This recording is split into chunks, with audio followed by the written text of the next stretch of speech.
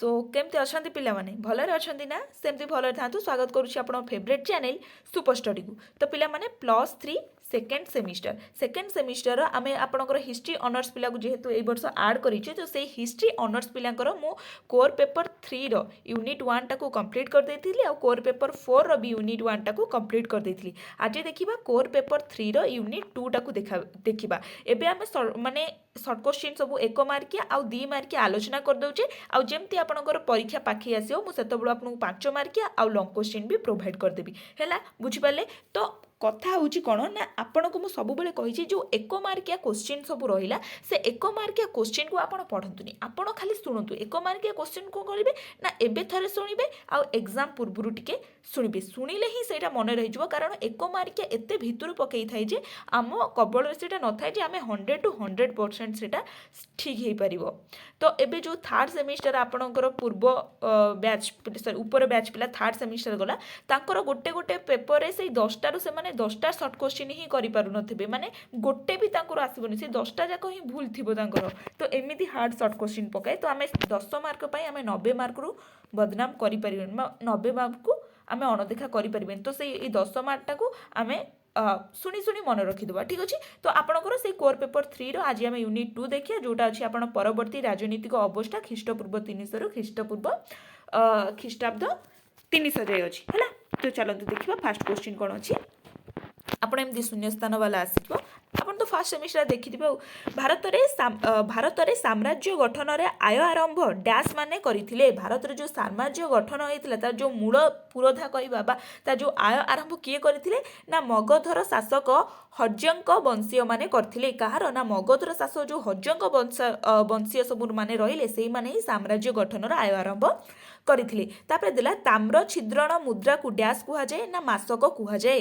तापर मौर्य वंशीय रात्र डैश और रात्र डैश पर्यंत भारत रे थिला ना मौर्य वंशर जो रात्र रहिला से 322 ख्रीष्टपूर्व 387 ख्रीष्टाब्द पर्यंत थिला। तापर देला डैश ठारू चंद्रगुप्त शिक्षा लाभ करथिले ना चाणक्य ठारू चंद्रगुप्त शिक्षा कौन लाभ करथिले एटा इंपोर्टेंट अछि। तापर देला डैश ख्रीष्टपूर्व रे अलेक्जेंडर को मृत्यु होइथिला ना ख्रीष्टपूर्व 323 रे अलेक्जेंडर को मृत्यु होइथिला। डैश ख्रीष्टपूर्व रे सेलिवकस भारत आक्रमण करथिले ना 305 रे सेलिवकस भारत को आक्रमण करथिले। तापर क्वेश्चन देला कि अलेक्जेंडर को मृत्यु पर डैश और डैश मध्य रे युद्ध होइथिला ना सेलिवकस और एंटिगोनस को मध्य रे युद्ध होइथिला। सेलिवकस डैश को मौर्य दरबार को प्रेरण करथिले ना मेगास्तनिस को कौन ना मौर्य दरबार को प्रेरण करथिले किए करथिले ना सेलिवकस। तापर देला कि प्रशासनिक दृष्टि चंद्रगुप्त साम्राज्य को डैश प्रदेश रे विभक्त करथिले ना 4टी प्रदेश रे विभक्त करथिले इंपोर्टेंट अछि ठीक देखिदबो। तापर देला मौर्य शासन समय रे ग्राम रे डैश शासक प्रवर्तित होइथिला ना स्वायत्त शासन मोस्ट इंपोर्टेंट पिला माने एटा मौर्य शासन समय ग्राम में स्वायत्त शासन प्रवर्तन होता। मौर्य न्यायालय गुड़िक डैश भाग विभक्त ना 9 भाग विभक्त। मौर्य शासन में डैश थिले राज्यर सर्वोच्च कर्ता ना राजा थिले राज्यर सर्वोच्च कर्ता।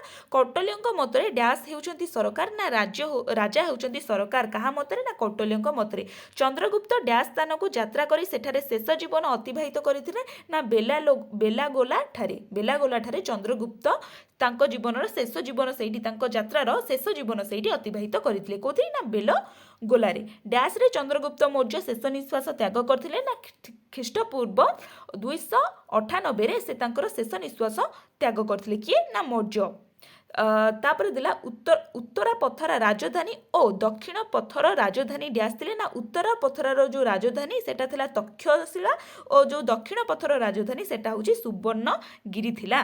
तापर देला कि चंद्रगुप्त समय रे पाटलिपुत्र थिले डैश राजधानी ना प्राच्य राजधानी थिला। तापर देला अशोक को केंद्रीय शासन रे साहाय्य पाई जणे डैश रहुथिले ना उपराजा थिले। अशोक को जो केंद्रीय शासन थिला ताको जो हेल्प करुथिले ताको के करुथिले ना उपराजा जेमति हमर राष्ट्रपति उपराष्ट्रपति रहउचंती ताको हेल्प करिया पे तो सेमति तांकर भी थिले।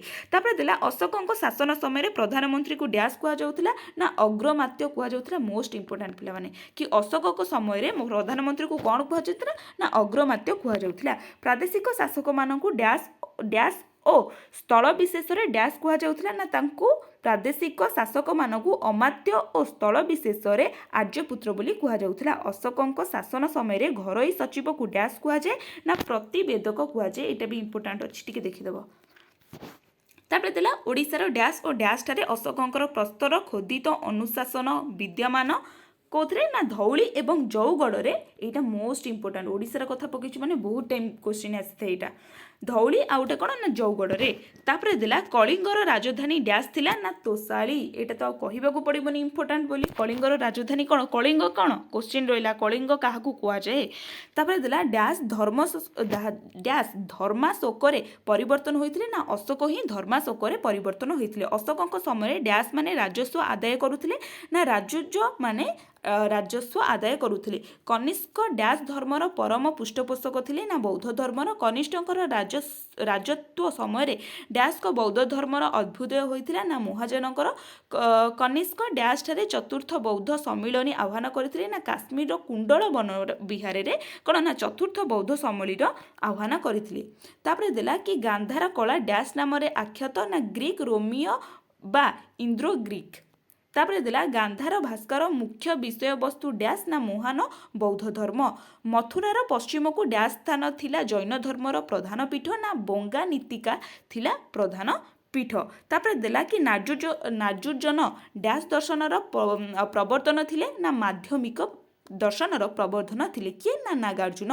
ତାପରେ ଦେଲା ଡ୍ୟାସ୍ ଆପେକ୍ଷିକବାଦ ସମ୍ପର୍କରେ ବିବୃତି ପ୍ରଦାନ କରିଛନ୍ତି ନା ନାଗାର୍ଜୁନ ଆପେକ୍ଷିକବାଦର ସମ୍ପର୍କରେ ବିବୃତି ପ୍ରଦାନ କରିଛନ୍ତି। କନିଷ୍ଠ ଡ୍ୟାସ୍ ଖ୍ରୀଷ୍ଟାବ୍ଦରେ ମୃତ୍ୟୁବରଣ କରିଥିଲେ ନା 101। ତାପରେ ଦେଲା ଶ୍ରୀ ସାତକର୍ଣ୍ଣଙ୍କ ସମୟରେ କଳିଙ୍ଗ ସମ୍ରାଟ ଡ୍ୟାସ୍ ଥିଲେ ନା ମହାମେଘବାହନ ଅୟ୍ୟ ଖାରବେଳ ଥିଲେ। ତାପରେ କ୍ୱେଶ୍ଚିନ୍ କି ଗୌତମ ପୁତ୍ରଙ୍କ ଶାସନ ପଦ୍ଧତି ଡ୍ୟାସ୍ ଓ ଡ୍ୟାସ୍ ଉପରେ ପ୍ରତିଷ୍ଠିତ ନା ଶାସ୍ତ୍ରୀୟ ନିୟମ ଓ ମାନବିକା। ଏଇଟା ଇମ୍ପୋର୍ଟାଣ୍ଟ ଅଛି, ଟିକେ ଦେଖିଦେବ। ତାପରେ ଦେଲା ଗୌତମୀ ପୁତ୍ର ସାତକର୍ଣ୍ଣୀ ଡ୍ୟାସ୍ ଧର୍ମର ପାଳନକର୍ତ୍ତା ନା ବର୍ଣ୍ଣାଶ୍ରମର ପାଳନକର୍ତ୍ତା। ବର୍ଣ୍ଣାଶ୍ରମ ଗୋଟେ ଧର୍ମ ଅଛି, ତାର ପାଳନକର୍ତ୍ତା କିଏ ନା ଗୌତମୀ ପୁତ୍ରର ସାତକର୍ଣ୍ଣୀ। ଗୌତମୀ ପୁତ୍ର ନାସିକା ଠାରେ ଡ୍ୟାସ୍ ନଗରୀ ନିର୍ମାଣ କରିଥିଲେ ନା ବେଣା କଟକ ନଗରୀ ସେ ନିର୍ମାଣ କରିଥିଲେ। ତାପରେ ଦେଲା ଡ୍ୟାସ୍ ଖ୍ରୀଷ୍ଟରେ ଗୌତମୀ ପୁତ୍ର ସାତକର୍ଣ୍ଣୀ ମୃତ୍ୟୁବରଣ କରିଥିଲେ ନା 130 ଖ୍ରୀଷ୍ଟାବ୍ଦରେ। ରାଜା ସାତକର୍ଣ୍ଣୀ ଡ୍ୟାସ୍ ଓ ଡ୍ୟାସ୍ ଯଜ୍ଞ ସମ୍ପାଦନ କରିଥିଲେ ନା ରାଜସ୍ୱ ଓ ଅଶ୍ୱମେଧ ଯଜ୍ଞ ସମ୍ପାଦନ କରିଥିଲେ। ଗୌତମ ବୁଦ୍ଧ ହିନ୍ଦୁ ଧର୍ମର ଡ୍ୟାସ୍ ପ୍ରଥା ଉପରେ ଗୁରୁତ୍ୱ ଦିଏ ନା ବର୍ଣ୍ଣ। ଏଇଟା ଇମ୍ପୋର୍ଟାଣ୍ଟ ଅଛି, ଟିକେ ଦେଖିଦେବ। ଡ୍ୟାସ୍କୁ ହତ୍ୟା କରି ସିମୁକ ମଗଧରେ ଆନ୍ଧ୍ର ରାଜତ୍ୱର ଭିତ୍ତି ସ୍ଥାପନ କରିଥିଲେ ନା ଶେଷ କାଣୁ ରାଜା ସୁଷମକୁ ସେମାନେ ହତ୍ୟା କରି କ'ଣ ନା ଆନ୍ଧ୍ର ରାଜସ୍ୱର ଭିତ୍ତି ସ୍ଥାପନ କରିଥିଲେ। କେଉଁଠି ନା ମଗଧରେ। ଡ୍ୟାସ୍ ଥିଲେ ସିମୁକଙ୍କର ଉତ୍ତରାଧିକାରୀ ନା କୃଷ୍ଣ ଥିଲେ ସିମୁକଙ୍କର ଉତ୍ତରାଧିକାରୀ। ଡ୍ୟାସ୍ ନାନାଘାଟ ଅଭିଲେଖ ଉନ୍ନୀନ କରିଥିଲେ ନା ରାଣୀ ନାୟକ ଉନ୍ନୀନ କରିଥିଲେ। ହଲଙ୍କ ରଚିତ ପୁସ୍ତକର ନାମ ଡ୍ୟାସ୍ ନା ହଲକ ରଚିତ ପୁସ୍ତକର ନାମ ଡ୍ୟାସ୍। ଏଇଟା ବୋଧେ ଟିକେ ମିଷ୍ଟେକ୍ ହେଇଯାଇଛି, ଏଇଟା ମେ ବି ଖ୍ରୀଷ୍ଟପୂର୍ବ ପକେଇଥାନ୍ତା। ତ ସେଇଟା ଯଦି ହଲକ ରଚିତ ପୁସ୍ତକ କେବେ ପ୍ରକାଶିତ ବା କେବେ ପ୍ରକାଶିତ ହୋଇଥିଲା କି କେବେଠୁ କେବେ ଯାଏ ଥିଲା, ତ ଆପଣ 14 ଖ୍ରୀଷ୍ଟାବ୍ଦରୁ 74 ଖ୍ରୀଷ୍ଟପୂର୍ବ ଯାଏ ଲେଖିବେ। ତାପରେ ଦେଲା ହଳକ ରଚିତ ପୁସ୍ତକର ନାମ ନା ଶ୍ରବ୍ରାପକ ହେଉଛନ୍ତି କ'ଣ ହଳକ ପୁସ୍ତକର ନାମ।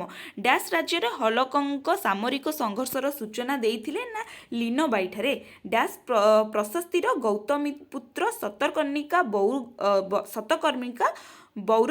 ବୌରଙ୍ଗନାଥ ବର୍ଣ୍ଣିତ ନା ନାସିକ ଶୃଙ୍ଗାରସ୍ଥ। ସାତବାହନ ନୌବାଣିଜ୍ୟ ଶକ୍ତି ବୃଦ୍ଧି କରିଥିଲେ କିଏ ନା ପୁଲମିୟ ଦ୍ୱିତୀୟ। ତାପରେ ଦେଲା ସାତବାହକ ସମୟରେ ଦୁଇଟି ପୋତାଶ୍ରମର ନାମ ଲେଖ। ସେଟା ହେଉଛି କ'ଣ ନା ସୋପରା ଆଉ ଗୋଟେ ହେଉଛି କଲ୍ୟାଣ। ବୁଝିଲେ? ଟୋଟାଲି ଆପଣଙ୍କର 50ଟା ସର୍ଟ କ୍ୱେଶ୍ଚିନ୍। ଏଇ ସର୍ଟ କ୍ୱେଶ୍ଚିନ୍ ଆରି ଭିତରୁ ହିଁ ଆସିବ, ବାହାରୁ ଆସିବନି। ସେଥିପାଇଁ ମୁଁ ଏକାଥରେ ନେଇ ଆସିଲି। ତ ଏଠି ଆପଣ ସର୍ଟ କ୍ୱେଶ୍ଚିନ୍ ଦେଖିଦିଅନ୍ତୁ। ସର୍ଟ କ୍ୱେଶ୍ଚିନ୍ ଆପଣ ସ୍କ୍ରିନଶଟ୍ ନେଇଯାଆନ୍ତୁ, ନହେଲେ ମୁଁ PDFଟାକୁ ମୋ ଟେଲିଗ୍ରାମ ଚ୍ୟାନେଲରେ ଅପଲୋଡ଼ କରିଦେବି, ଆପଣ ସେଇଠୁ ନେଇଯିବେ। ଠିକ୍ ହେଲା? ତ ସର୍ଟ କ୍ୱେଶ୍ଚିନ୍ଟା ତ ଆପଣଙ୍କୁ ପଢ଼ିବାକୁ ପଡ଼ିବ ନା, ଏଇଠୁ ଆପଣ ସ୍କ୍ରିନଶଟ୍ ନେଇଯାଆନ୍ତୁ। 3 ନମ୍ବର ଯାଏ ଦେଖନ୍ତୁ, ତାପରେ ଇଏ 6 ନମ୍ବର ଯାଏ ସ୍କ୍ରିନଶଟ୍ ମାରିଦିଅନ୍ତୁ। 7 ନମ୍ବର 10 ନମ୍ବର 14 ନମ୍ବର ଯାଏ ଏଇଠି ରହିଗଲା। ତାପରେ 16 ନମ୍ବର ଯାଏ 18 ନମ୍ବର ଯାଏ ଏଇଠି ରହିଗଲା।